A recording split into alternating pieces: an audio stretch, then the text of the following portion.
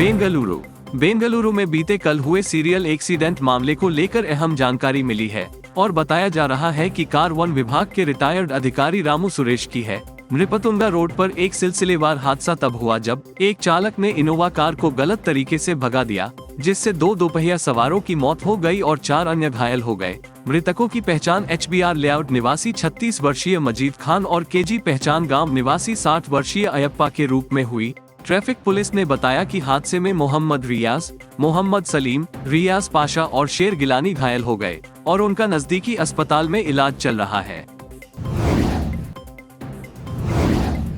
Karnataka Zaccur aerospace के सामने Tata adventures building में भीषण आग लगी। दमकल की 5 टीमें मौके पर पहुंची। आग की चपेट में आने की खबर बिल्डिंग की 10वीं मंजिल पर देखी गई।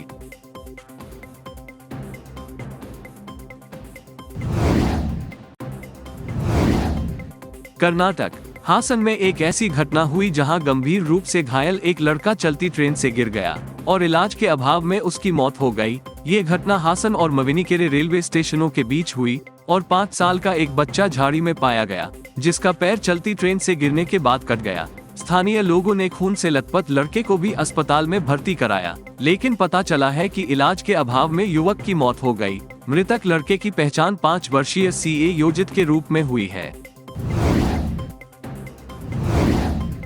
मंगलुरु नर्सिंग कॉलेज में दूषित खाना खाने के बाद अस्पताल में भर्ती होने वाले छात्रों की संख्या बढ़कर 173 हो गई है। मंगलुरु जिला स्वास्थ्य एवं परिवार कल्याण अधिकारी प्रभारी डॉक्टर राजेश ने बताया कि सोमवार को शहर के एक नर्सिंग कॉलेज की 173 छात्राएं दूषित भोजन के सेवन से बीमार पड़ गईं और अब उनका स्वास्थ्य ठीक हो गया है। इसी तरह छात्रों द्वारा खाए गए भोजन के नमूने जांच के लिए खाद्य सुरक्षा संस्थान मंगलुरु की प्रयोगशाला में भेजे गए हैं। छात्रावास के पानी के नमूने भी लिए गए और जांच की गई। बताया गया है कि निरीक्षण रिपोर्ट आने के बाद ही खाद्य पदार्थों के दूषित होने के कारणों का पता चल पाएगा। बेंगलुरु विवेकनगर पुलिस ने 2 लोगों को गिरफ्तार किया है, जिन्होंने शराब के नशे में अपनी दोस्तों के साथ दुष्कर्म करने की कोशिश की।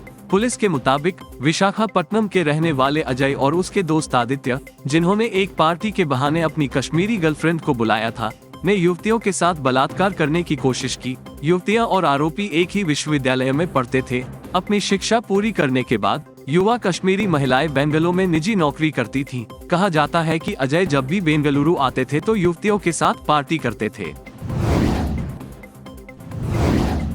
बेंगलुरु मुख्यमंत्री बसवराज बोम्मई ने कहा है कि विदेश मंत्रालय और राज्य सरकार जल्द ही वहां के भारतीयों और कन्नडिगों की जानकारी के लिए एक विशेष हेल्पलाइन स्थापित करेगी, जिसमें तुर्की और सीरिया में आए विनाशकारी भूकंप में 5000 से अधिक लोग मारे गए थे।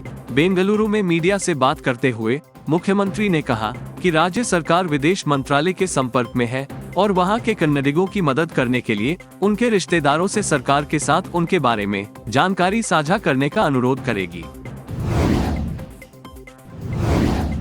बागलकोट मंत्रालय मठ के श्री सुबुधेंद्र तीरथ स्वामी जी ने विपक्ष के नेता सिद्धारमैया के ये कहने पर पलटवार किया है कि वह हिंदू है, लेकिन हिंदू धर्म से सहमत नहीं है। हिंदुओं को हिंदू धर्म का सम्मान करना चाहिए।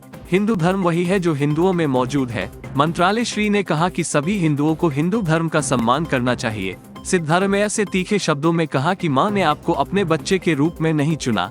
हमें हिंदू होने से ऊपर हिंदू धर्म का सम्मान करना चाहिए। एक और मेरी माँ को देखना कितना मजाक है। उनके पास एक निशान है, माँ, और फिर तुम उसके लिए बच्चे हो, रहस्यमय ढंग से कहा। कर्नाटक प्रधानमंत्री नरेंद्र मोदी ने कर्नाटक के रागी मुद्दे, रागी रोटी और अनाज की संस्कृति की तारीफ करते हुए सोमवार को कहा कि वह कर्नाटक के रागी मुद्दे और रागी रोटी का स्वाद नहीं भूल सकते। मोदी तुमकुर गुब्बी में एक लाइट यूटिलिटी हेलीकॉप्टर इकाई के उद्घाटन, जल जीवन मिशन परियोजनाओं की आधारशिला और चेन्नई बेंगलुरु एक्सप्रेस औद्योगिक गलियारे पर तुमकुर औद्योगिक टाउनशिप की आधारशिला के उद्घाटन के अवसर पर बोले।